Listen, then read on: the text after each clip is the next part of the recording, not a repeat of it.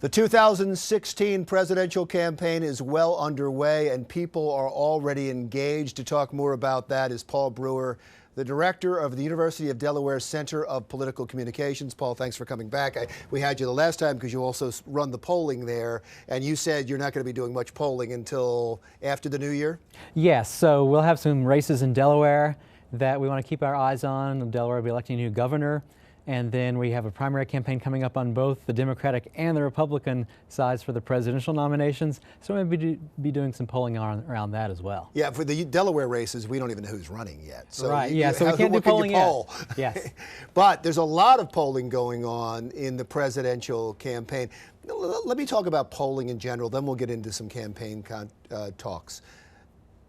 Can you trust these polls? Is it gotten so scientific? I know there were some problems in the past, especially with answering machines and then cell phones. Has that all been figured out now? It hasn't all been figured out. The one piece of advice I would give anyone looking at poll results is the polls as a whole are a lot more informative than any one poll. So any one poll may have a flawed methodology. Any one poll may just be a fluke, but if you look at the patterns in polls, that's what really tells us the best picture of what's going on. And momentum, that kind of thing. Yes. You really, if it's close, you really can't tell who the leader is, right? If it's yes, 14 when it's really to 13%. Close, yeah, when it's really close, then it's flipping a coin. You know, you just really can't tell. Of course, right now, there are some clear leads at the national level. We've got Hillary Clinton leading Bernie Sanders. Pretty confident that's a solid lead. And we have Donald Trump, who's actually out to a large lead over any of his Republican rivals on the national level. Things are closer in Iowa, which is the first caucus in the process. It's fascinating you say that because you talk about Donald Trump. And I think a lot of people, when they look at the negatives, especially among Democrats and independents and even some Republicans, the negatives he has, they say there's a ceiling for Donald Trump. That when everything starts to thin out, when the crowd starts to thin out, he's going to have a difficult time getting above 30% or 35%. And then he's going to be running second or third when you have 4 or 5 candidates. Does that make sense? A lot of people talked about that. On the Republican side, I will say that his favorable and unfavorable ratings, that is the extent to which people like him or don't like him, among Republicans, his favorable ratings have gone a lot higher in just a short amount of time. Now, so that's for the primary campaign. So he might have more potential upside in the Republican primary.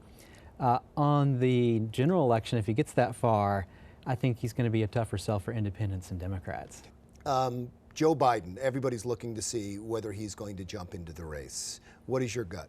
My gut is I think it's in his interests to wait a while to see what happens with Hillary Clinton. Because if you look at it on paper, there's been, the story of the summer was really, is Hillary Clinton so inevitable after all? And so there's the rise of Bernie Sanders.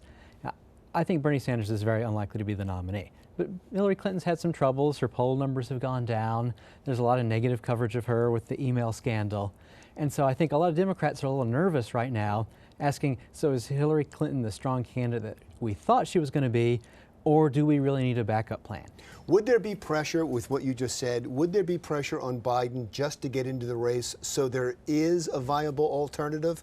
Even if he's not going to win, if this all blows over and Hillary Clinton goes on to get the nomination, just get in the race so we have someone else, a runner-up. Well, it's getting late in the game to call it a game for Joe Biden. So he might have some time to think, and he has some advantages, which I'll talk about in just a second. But, you know, still 5 months away, Iowa, but you have to get your organization on the ground. You have to do a lot of fundraising. You have to get your name out there. You have to get media coverage. You have to have a chance to rise in the polls. You know, Hillary Clinton's been working on that for a long, long time. Joe Biden would have to play catch up. On the other hand, unlike just about any other candidate out there, he has some big advantages. Name recognition. Everybody knows who he is. Right. He's very well liked in the Democratic Party. He's sitting vice president for 8 years.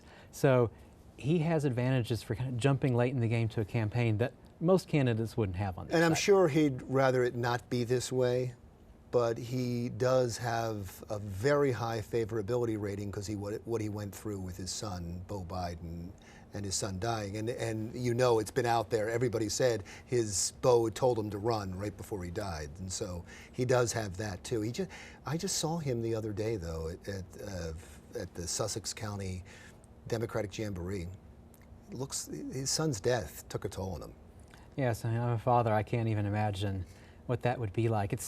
He has a very difficult decision to make on both political and personal levels right now. So it's a very interesting story to see how it would be develops. difficult to go through something like that and then have to go into a campaign. But I really appreciate you being here.